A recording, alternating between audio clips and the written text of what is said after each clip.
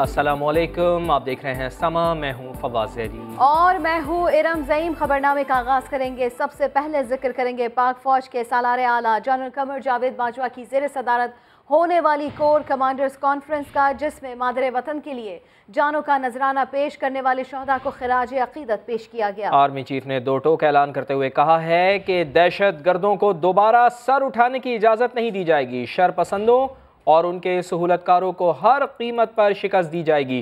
तफसीलात जान लेते हैं। समग्र नुमाइंदे उस्मान खान हमारे साथ मौजूद हैं। उस्मान, बताइएगा कि कोर कमांडर्स कॉन्फ्रेंस में सिपा सालार ने क्या अहम बातें कही हैं? जी, ये 247 की कोर कमांडर कॉन्फ्रेंस थी, जिसमें शुरा को पाकिस्तान को अदम इस्तेकाम से दो चार करने की जो कोशिशें हैं उसका मुकाबला करने के लिए इकदाम से आगाह किया गया और बलूचिस्तान में हालिया दहशतगर्दी के हमलों को बहादुरी से पसपा करते हुए जो मुल्क के दिफा के लिए लाजवाल कुर्बानियां दी गई, उनको खराज अकीदत पेश किया गया। आर्मी चीफ ने दुश्मन कुव्वतों के अज़ाइम को नाकाम बनाने के लिए जो फॉर्मेशन की ऑपरेशन तैयारियां थी और हिफाजती इक़दाम पर इत्मीनान का इज़हार किया और उन्होंने कहा कि हमने दहशतगर्दी के खिलाफ जंग में एक तवील सफर तय किया और मुसल्लह अफवाज ने कौम की हिमायत से हर किस्म के दहशतगर्दों के खिलाफ कामयाब ऑपरेशन किया है। आर्मी चीफ ने इरादा किया कि बहाली के लिए, अमन की बहाली के लिए इनकी मायूस कोशिशों को कामयाब नहीं होने दिया जाएगा। आर्मी चीफ ने यह भी कहा कि हम दहशतगर्दों, उनके मावरीन और साथियों की बाकियात को खत्म करेंगे। ये साथ साथ उन्होंने तमाम फॉर्मेशनों को हिदायत की है कि वो बुनियादी फौजी तरबियत के आला मयार को बरकरार रखने पर तवज्जो मरकूज करें ताकि रिवायती और गैर रिवायती डोमेन में जो कार्रवाई हैं उसके मौसम नफाज को यकीनी बनाया जा सके। जी, बहुत शुक्रिया। पाकिस्तान इसलिए नहीं बना था कि टाटा और बरला की जगह शरीफ और जरदारी आ जाएं। जरदारी चेक बुक लेकर कभी किसी सियासतदान को ख़रीदते हैं तो कभी किसी और को ख़रीदते हैं। वज़ीर आज़म इमरान खान के अपोजिशन पर ताबड़तोड़ लफ्जी बाउंसर्स। फैसलाबाद में सेहत कार्ड की तकरीब से खिताब में बिलावल भुट्टो जरदारी को भी निशाने पर ले लिया। बोले, सिंध में एक पार्टी के लीडर को 13 बरस हो गए, उन्हें उर्दू भी सही बोलनी नहीं आई। जिन लोगों ने पेट फाड़ कर पैसे निकालने थे वो आज वो मिल रहे हैं।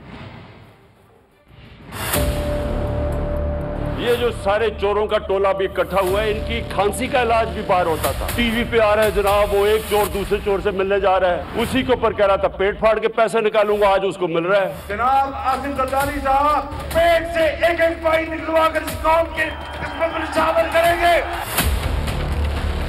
20 साल पहले दोनों गालियां एक दूसरे को चोर कहते थे। इस जरदारी को लाड़काना कराची, पेशावर और लाहौर की सड़कों पे ना घसीटा तो मेरा नाम शहबाज शरीफ है। जरदारी को जेल ये नून लीग ने डाला था, उसका पेट फाड़ के पैसा किसने निकालना था? तहरीक इंसाफ ने नहीं निकालना था। इलाज करवाने गया था अपना बाहर, एक मुजरिम कहता जी बड़ी दिल की बीमारी है, वो सीढ़ियों पे चढ़ता जा रहा है दिल की बीमारी के साथ, अपनी फैक्ट्रियां देख रहा है जाके वहाँ, और उसको यहाँ सोचे यहाँ के हमारे कोई वकील कह रहे हैं कि जनाब इसको फिर से मौका दो मुल्क लूटने का, लाइफ टाइम बैन इसका खत्म करो। हैरत होती है मुझे। और वो जरदारी साहब वो चेक बुक चोरी के पैसे से आ गया लोगों को खरीदने के लिए, कभी किसी को पॉलिटिशियन को खरीदता है, कभी किसी को खरीदता है। तुमने जो भी करना है, मैं 3-3.5 साल से सुन रहा हूँ, आज गया तो कल गया और परसों गया, ख्वाहिशें इनकी लगी हुई हैं क्योंकि इनको डर है कि इन्होंने पकड़े तो जाना ही है। तो देर लग रही है, एडजर्नमेंट ले रहे हैं, जज लंबी लंबी डेट्स दे रहा है, केस नहीं सुनता, लेकिन सुनना तो है और जब भी सुनेगा तो उन्होंने जेलों में जाना है। तो जल्दी पड़ी हुई है सबको कि जल्दी जल्दी इसको फारग करो, नहीं तो हम सारे इकट्ठे चले जाएंगे जेल में। मुल्क के बनाने का मकसद ये तो नहीं था कि टाटा और बिरला की जगह शरीफ और जरदारी अमीर हो जाएं। जब तक ये दो खानदान इस मुल्क को लूटते रहेंगे, ये मुल्क का कोई मुस्तकबिल नहीं है। एक मुल्क को आपको तबाह करना हो, बम मारने की जरूरत नहीं होती, अच्छे बुरे की तमीज खत्म करें, मुल्क तबाह हो जाता है। करप्शन को एक्सेप्टेबल कर दें, मुल्क तबाह हो जाता है। सारों को कहता कि ये है असल में पाकिस्तान की जंग, रूल ऑफ लॉ, कानून की बालादस्ती। फैसला ठीक लेकिन कानून गलत, तफसीलात जानिए कुछ देर में। बिलावल भुट्टो जरदारी ने असम्बलियाँ तोड़ने का मुतालबा कर दिया। मुल्तान में जलसे से खिताब में कहा, अगर वज़ीर आज़म में हिम्मत है तो पीपल्स पार्टी के लॉन्ग मार्च से पहले असम्बलियाँ तहलील कर दें। अगर इमरान खान समझते हैं आवाम उनके साथ हैं तो नए इलेक्शन से डरते क्यों हैं? पीपल्स पार्टी के लॉन्ग मार्च से पहले ही PTI की विकटें गिरना शुरू हो गई हैं। जब तक नालायक नाअहल हुकूमत को घर नहीं भेज देते, चैन से नहीं बैठेंगे।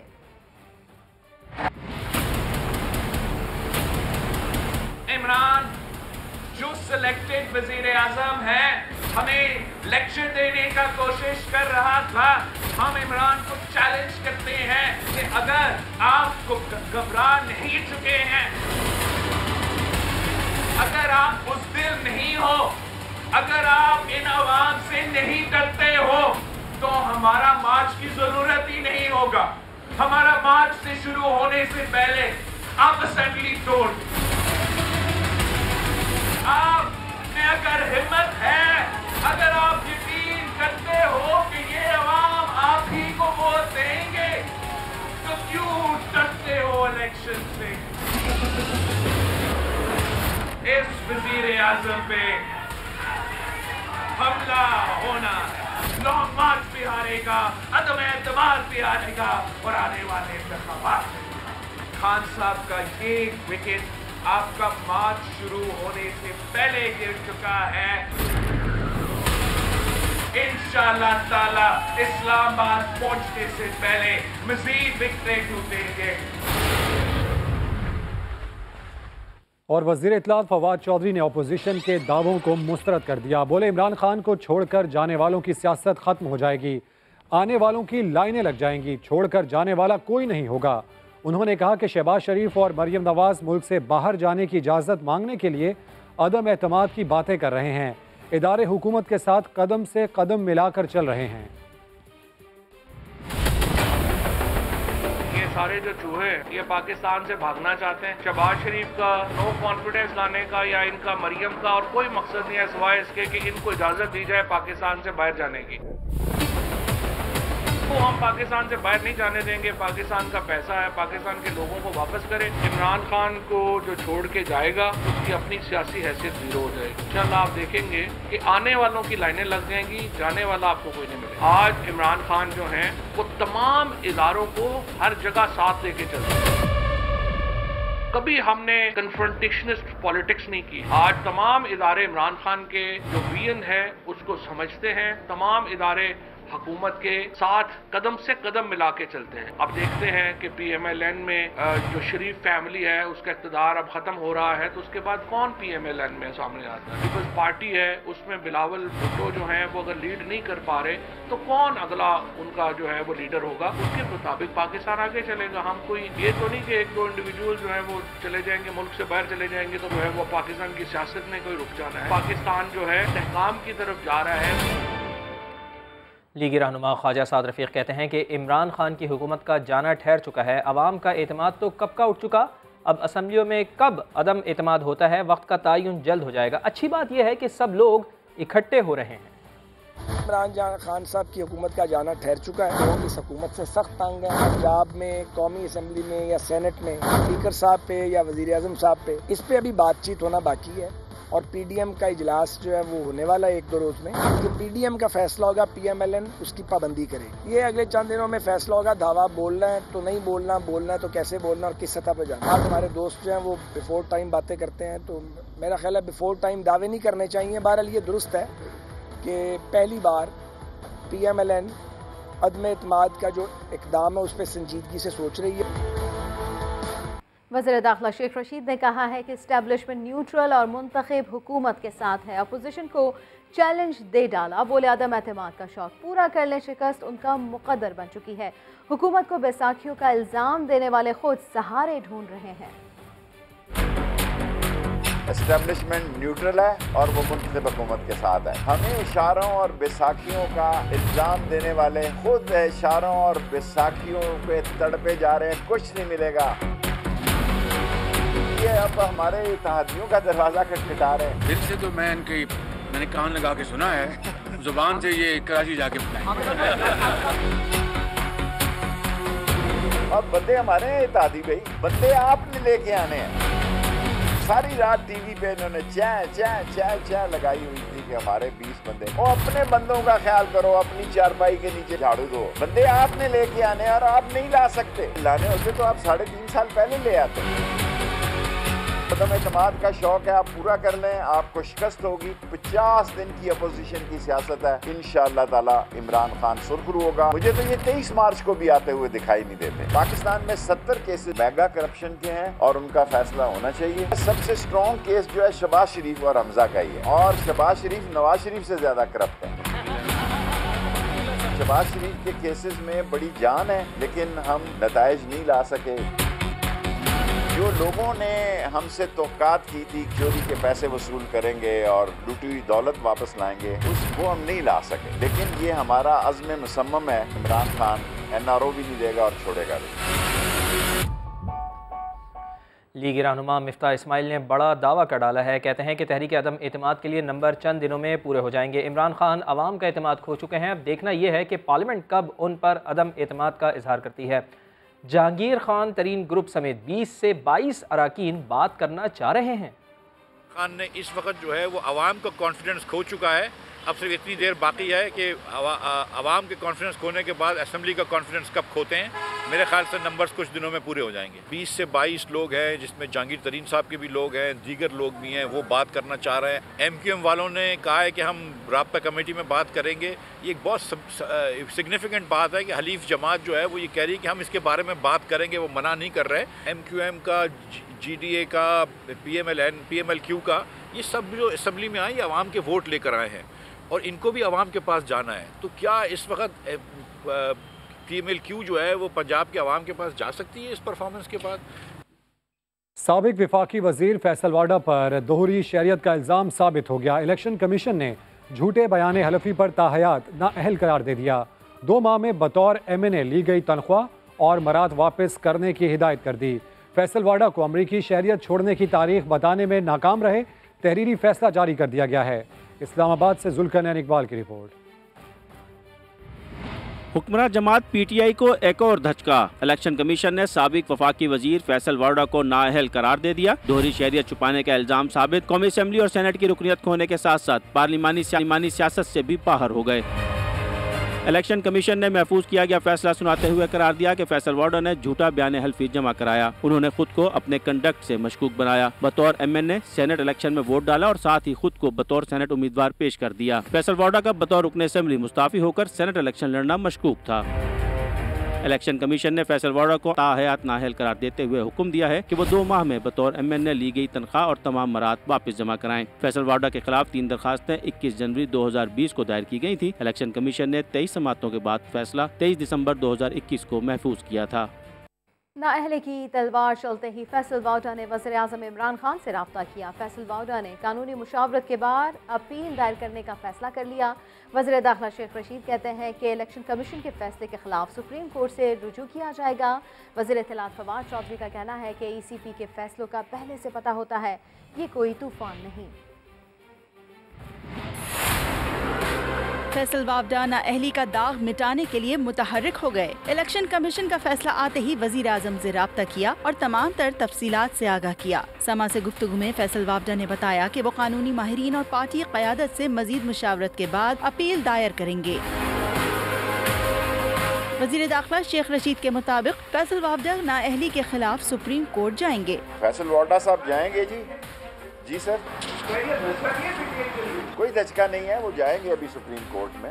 वजीर इत्तलात फवाद चौधरी ने नाअहली के फैसले पर रद्द अमल में कहा, ये कोई तूफान नहीं, फैसल वाडा अपील में जाएंगे। तूफान आए हुए हैं, बच जाएगी आप लोगों की।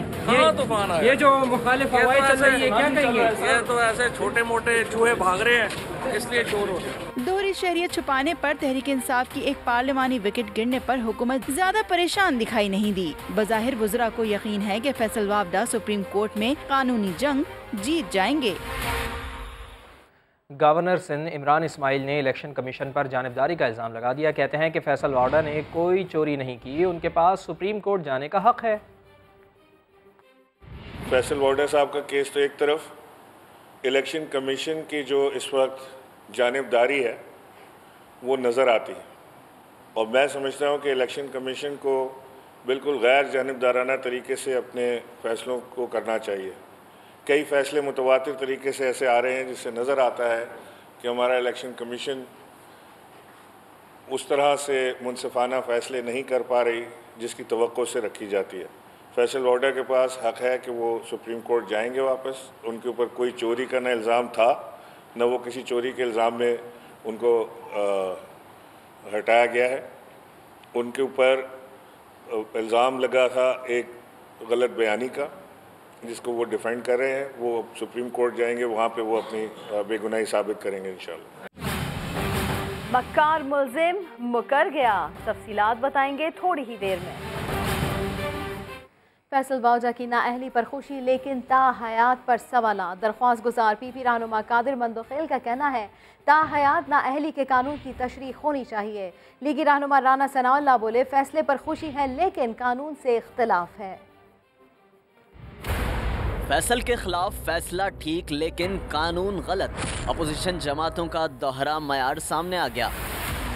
समा की खुसूसी ट्रांसमिशन में गुफ्तगू करते हुए पीपी रहनुमा कादिर मंदोखेल ने कहा वाउडा की नाअहली उनकी सियासी फतह है लेकिन नाअहली के कानून की तशरीह होनी चाहिए। आज जो कि मुझे फ़ायदा हुआ है, मेरे मुखालिफ को तायात नाइल कर दिया है, मगर उसके बावजूद मैं इस बात की हामी हूँ कि इस 621F की तशरीह होना चाहिए कि आखिर इसके अंदर कोई वाज़ेह वो नहीं है। ना 621F के अंदर न ये है कि 5 साल रहा है, न ये है कि 110 और न ये है कि तायात। नून लीगी रहनुमा राना सनाउल्लाह भी यही कहते हैं फैसला बहुत अच्छा है, ऐसा ही होना चाहिए था लेकिन कानून से इख्तलाफ है। फैसला जब आइन और कानून के मुताबिक है उसके ऊपर तो बहस होनी चाहिए, एतराज नहीं होना चाहिए। लेकिन हाँ, ये जो कानून है कि किसी को नाअहल कर दिया जाए फॉर लाइफ टाइम, ये मैं आज भी कहता हूँ और हमारा इसके ऊपर बड़ा वाज़ेह स्टांस है कि ये गलत है। फैसल वाउडा आइन के आर्टिकल 62(1)F के तहत ताहयात नाअहल करार दिए गए हैं। 62(1)F का अहम हिस्सा ईमानदारी है। कोई रुकन ईमानदारी के पैमाने पर पूरा न उतरे तो उसे ताहयात नाअहल किया जाता है। साबिक वज़ीर आज़म नवाज शरीफ और जहांगीर तरीन पर भी 62(1)F की तलवार चल चुकी है। तहरीक इंसाफ के रहनुमा फैसल वाडा के खिलाफ कादिर मंदोखेल और दीगर ने दरख्वास्तें दायर की थी। नाअहली केस 22 माह ज़ेर समात रहा। कब क्या हुआ इस रिपोर्ट में देखिए। मैं हिस्ट्री लिख रहा हूँ, हिस्ट्री का हिस्सा बनने जा रहा हूँ। फैसल वाडा तहरीक इंसाफ के रहनुमा, सेनेट के रुकन। मैं शुक्रगुजार हूँ इलेक्शन कमीशन का भी, तरीके से सुन रहे हैं दोनों पार्टीज को। उन पर इल्जाम था कि अमरीकी शहरियत बयान हल्फी में सामने नहीं लाए, कागजात नामजदगी में दोहरी शहरियत छुपाई। उनके खिलाफ केस 21 जनवरी 2020 में दायर किया गया था। कादिर मंदोखेल, मियां फैसल और मियां आसिफ महमूद दरखास्त गुजार थे। पहली समात 3 फरवरी 2020 में हुई और फिर 22 माह नाअहली केस जेर समात रहा। और मेरी क्लैरिटी और मेरी इनोसेंस विद प्रूफ है। फैसल वाडा ने केस का फैसला रुकवाने के लिए सिंध हाई कोर्ट से भी रुजू किया। मजमूई तौर पर 23 समातें हुई। फैसल वाडा ने मार्च 2021 में कौमी असम्बली की रुकनियत से इस्तीफा दिया और सेनेटर मुंतखब हुए। केस इस दौरान चलता रहा। इस्लामाबाद हाई कोर्ट में भी समात हुई। इस्लामाबाद हाई कोर्ट ने इलेक्शन कमीशन को हिदायत की कि 2 महीनों में केस निपटाया जाए। 23 दिसंबर 2021 की समात पर फैसला महफूज किया गया। हिस्ट्री का हिस्सा बनने जा रहा हूँ। अब आपको खबर देंगे इस्लामाबाद से, जहां नूर मुकद्दम कत्ल केस का मरकजी मुल्जिम ज़ाहिर जाफ़र नूर मुकद्दम को कत्ल करने के बयान से ही मुकर गया है। अहम खबर आ रही है कि मुल्जिम मुकर गया है। ज़ाहिर जाफ़र नूर मुकद्दम को कत्ल करने के बयान से ही मुकर गया है। नूर मुकद्दम कत्ल केस में अहम पेशरफ्त हुई है। ज़ाहिर जाफ़र ने 342 के तहत अपना बयान रिकॉर्ड करा दिया है। समग्र नुमाइंदे आदिल तनोली हमारे साथ मौजूद हैं। आदिल, यही कहा जा रहा था कि मुल्जिम इनकार कर देगा, अपने बयान से मुकर जाएगा कि उसने कत्ल नहीं किया, और ऐसा ही हुआ है बिल्कुल। आज देखिए, नूर मुकद्दम कत्ल केस में आज मरकजी मुल्जिम ज़ाहिर जाफ़र जो है उसने अपने 342 के बयान जो है वो अदालत में रिकॉर्ड करवा दिए हैं और ज़ाहिर जाफ़र की जानिब से कहा गया है कि वो इस कत्ल में मुलविस नहीं है। 18 जुलाई को नूर मुकद्दम अपनी मर्जी से मेरे घर में आई थी। मैंने कभी भी नूर मुकद्दम को अगवा नहीं किया। नूर मुकद्दम के साथ मेरा लिविंग रिलेशनशिप था। नूर मुकद्दम की मर्जी से हमारा ताल्लुक था। इसी वजह से बातचीत आगे चली। मेरे फिंगरप्रिंट जाए वक़ुआ से बरामद हुए हैं और आला कत्ल नहीं हुआ। आला कत्ल पर नहीं आए। बरामदशुदा पिस्टल लाइसेंस याफ्ता था। पुलिस ने मुद्दई के साथ मिलकर पिस्टल को केस प्रॉपर्टी बनाया। इसी वजह से पिस्टल की फ्रांसिक रिपोर्ट मेरे फिंगर से आई। मेरे फिंगरप्रिंट्स पुलिस ने इस वक्त लिए जब मैं उनकी हिरासत में था। मेरे फिंगरप्रिंट्स पुलिस ने कानून के तौर पर SOPs के मुताबिक नहीं लिए। ताहम ये 342 के जो बयान था इसके 25 सवाल दिए गए थे। 25 सवाल के जवाब जो हैं आज ज़ाहिर जाफ़र ने अपने वकला के हमरा। ठीक है, बहुत शुक्रिया, बहुत शुक्रिया। अदालती अहकामात के तहत इस्लामाबाद के मुनाल रेस्टोरेंट को Islamabad wildlife management board और CDA के हवाले कर दिया गया है। मज़ीद जानते हैं समा के नुमाइंदे आबिद अली से। जी आबिद अली, आगाह कीजिए। जिस वक्त मैं मौजूद हूँ मुनाल के अंदर, लेकिन मुनाल अभी रेस्टोरेंट नहीं है क्योंकि ये हवाले हो गया है Islamabad wildlife management board के और CDA के। मजीद क्या तफसीलात हैं, इस वक्त हमारे साथ मौजूद हैं Islamabad wildlife management board के तर्जमान ज़हीर, इनसे जानते हैं। ये अभी आपके पास आ गया है इसका पोजेशन, CDA और Islamabad wildlife management board Monal का क्या करेंगे? पहले तो ये रेस्टोरेंट था, अभी इसमें क्या Islamabad wildlife management board कुछ वाइल्ड लाइफ के हवाले से काम करेगी, क्या होगा यहाँ पे? नहीं, बेसिकली जो 11A का शॉर्ट ऑर्डर आया है उसके तहत सिर्फ पोजीशन हमने ली है और इसको सील रखा हुआ है। तो जब तक इसका इस्लामाबाद हाई कोर्ट का तफसीली फैसला नहीं आ जाता 11A वाले ऑर्डर का, तो तब तक हम कुछ भी नहीं कर सकते। इस्लामाबाद वाइल्ड लाइफ बोर्ड की तरफ से और CDA की तरफ से उनको नोटिस सर्व हो चुके हैं।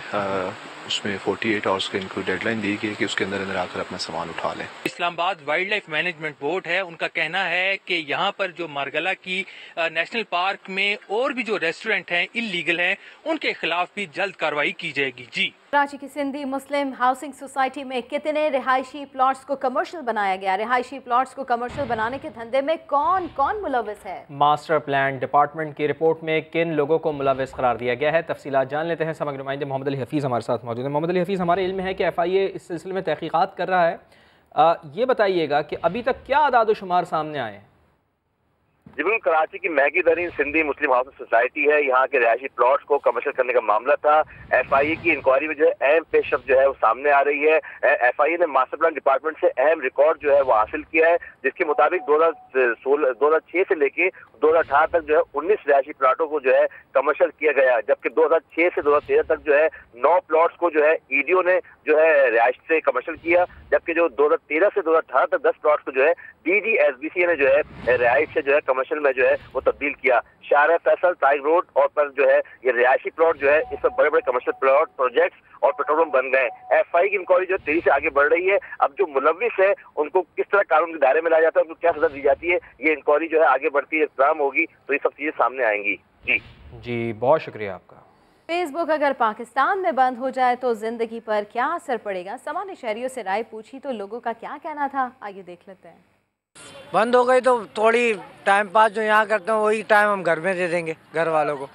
फेसबुक और इंस्टाग्राम में तो फालतू काम में चल रहे हैं, बिजनेस कम चल रहे, 20% बिजनेस चल रहा है, बाकी 70% तो बस वेले लोग।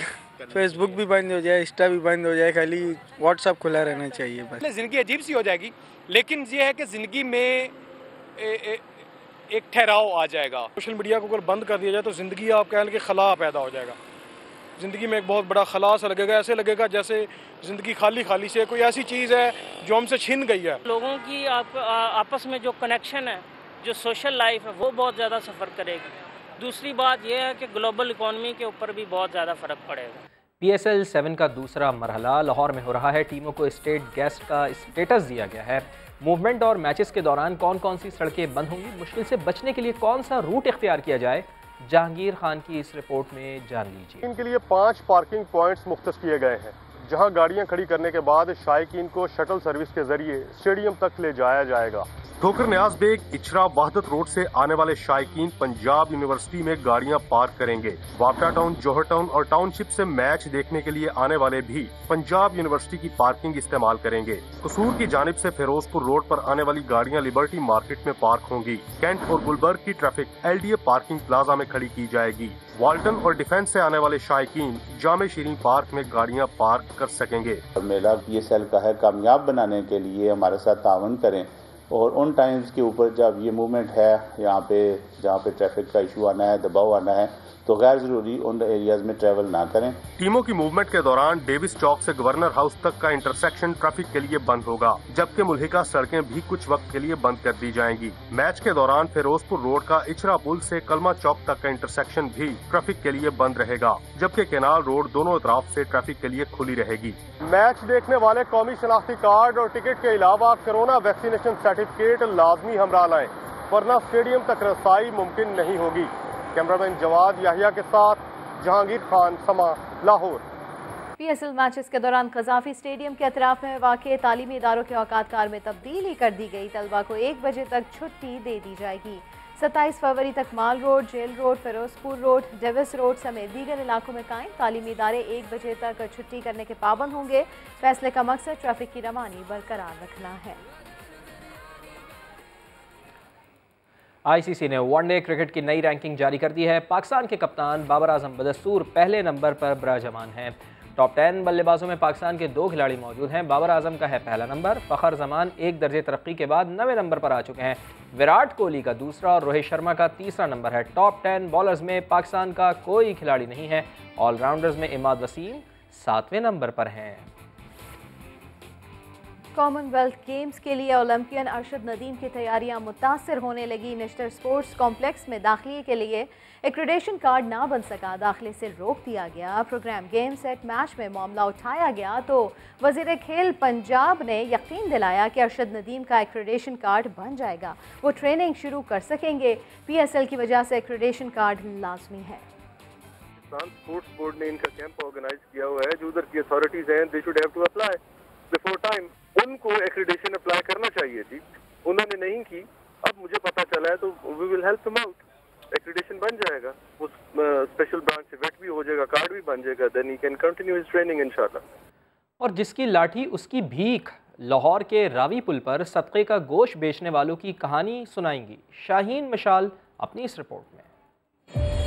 जिसकी लाठी उसकी भैंस, ये मुहावरा तो हम सब ने अक्सर सुना है, मगर जिसकी लाठी उसका गाहक, क्या आपने कभी ऐसा सुना या देखा है? नहीं। आइए हम आपको इसकी हकीकत दिखाते भी हैं और सुनवाते भी।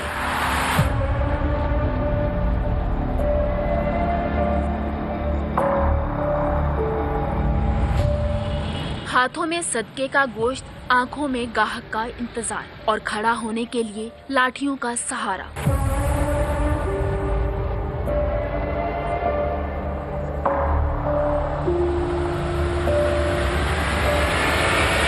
शान और इस जैसे कई अफराद रावी के पुल पर लोगों की बलाएं टालने, अवाम को दुखों से निजात दिलाने के लिए सारा दिन बैसाखियों के सहारे गाहकों के मुंतजिर रहते हैं।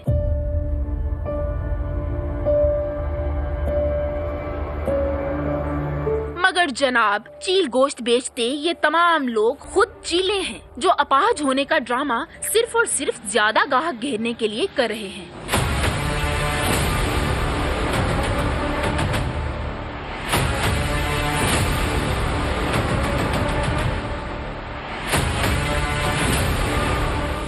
भी चलो गरीब बंदे ते तरला मारते ने भी चलो इन्होंने 4-4 आने को रोधी दी जाइए डंडिया नाल। उवें नहीं, उवें घट गाहक लगता ही कोई नहीं, फिर ते डंडिया नाल आसरा हो जाता है। असी आपकी दोस्ती कमाने जिवें कमाई दा इंज खलो डंडा फड़ के कमांदा की ज्यादा गाहक लगता। समा के कैमरे ने छुपकर देखा तो कुछ अपनी लाठियां दीवार के सहारे टिकाकर दोनों टांगों का आजादाना इस्तेमाल करते दिखाई दिए। हेडलाइंस होंगी ब्रेक के बाद, देखते रहिए समा।